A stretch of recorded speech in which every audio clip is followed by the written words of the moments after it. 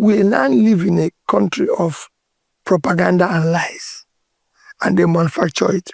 The problem we have in the Labour Party is problem instigated and sustained by the government of today. Where's the proof? I don't need to tell you. When you have a party chairman who calls a state governor a dwarf and dwarf thinking, forget about me. So it's not weak. Okay, I'm weak, but it's not weak. Is every other person there weak? So let's all be sincere with ourselves. Before they call you names here, you know it. You speak the truth and you call you names. We now live in a country of propaganda and lies and trying to put problems everywhere. They won't even put problems in families. Rufai managed and built a business locally and internationally, and they're thriving. By the time I left them, I've been chairman of corporations, quoted companies, director, and I've earned my respects. And I've been a governor. There's no place that I've shown weakness. Rufai, I returned school that was taken from churches 40 years that nobody could even dare mention. But these are the point people. These are the point people like Kenneth Okonkwo. Yes. These are the things they said against you. It's just Kenneth Okonkwo. Who again? But it's a valid point of view. And it's an echo chamber. If 12 persons that followed Jesus, one went against him, how about me, who millions followed, and you're counting those who went against me? Listen, people must go against you, people must speak against you, and they own listen. I still remain consistent. I've not changed. Like I said, Kenneth is my younger brother. He has his reasons for his actions or what he wants to do. Rufai, humility, patience, tolerance is not weakness, it's a virtue. It is not easy for people to remain where I am. And when I was campaigning election, Rufai went to places people dare not go to. I was in Southern Gombe. Was everywhere. People fear to go.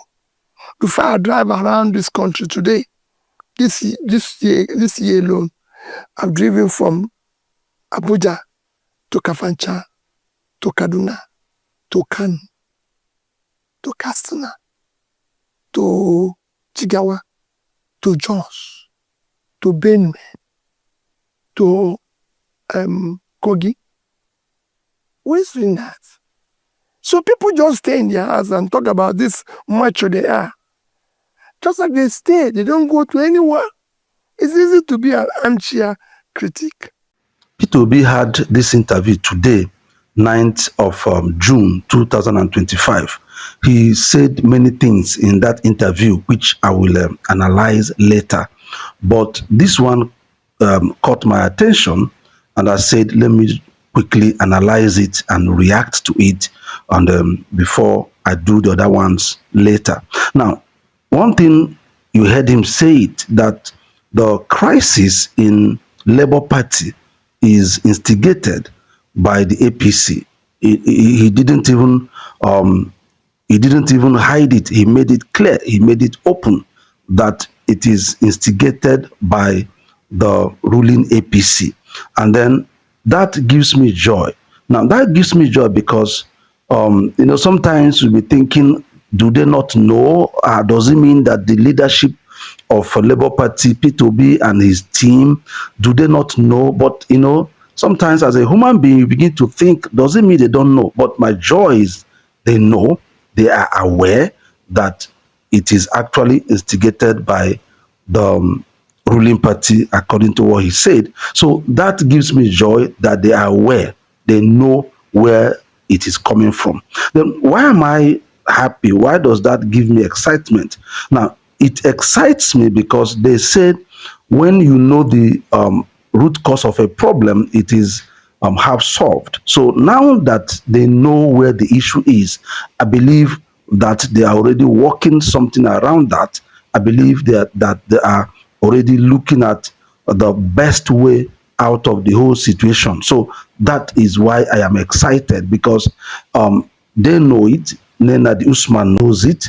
Alex Soti knows it, and all other leaders of the Labour Party, they know it. So as they know it now, they will now have solution around it. So that is why I am so excited, because knowing that they know it means that they must have been working something around it, which is what should gladden, anybody's heart, anybody that supports P2B heart, even though it shouldn't be. Of course, it is a very sad situation in Nigeria, but that is the situation APC has brought us into. Nobody did them that when they were in opposition, but we'll see what they are now doing. But we will defeat them in 2027. So that is my impression, and that is my joy.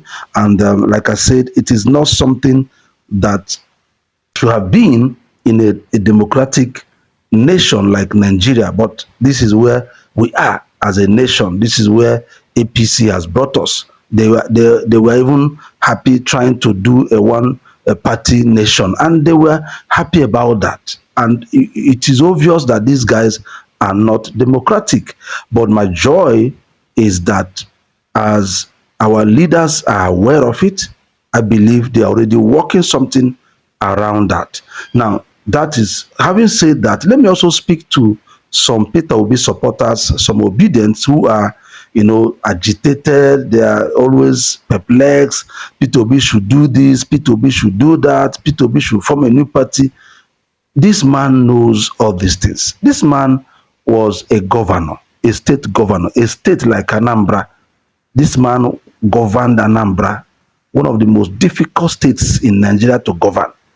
This man was the first governor in Anambra to finish his 8 years tenure. No other person did it except him. Now, he started it, then others are now following. Now, so he knows what he's doing. This man was a vice presidential candidate to Atiku Abubakar. This man was a presidential candidate just 2023, few years back. So he understands what he's doing. And then he has people, he has politicians that he's working with. So let's leave the politics aspect of this struggle for them. Let's leave the political aspect, unless you are a politician, which I advise you to see them and give them whatever counsel that you have. But let's leave the politics side for them, and let's do any other side that we can do, so that we don't get worked up, we don't get agitated. I believe let's trust in the process. Let's trust in their ability. I believe they know what they are doing. So I just say, I'll drop this. Let's work. If you are like me, my own duty is to promote him. Whatever might be your own duty, just be doing and leave the politics outside. I believe they will walk around it. Whichever direction they bring out, we will follow them.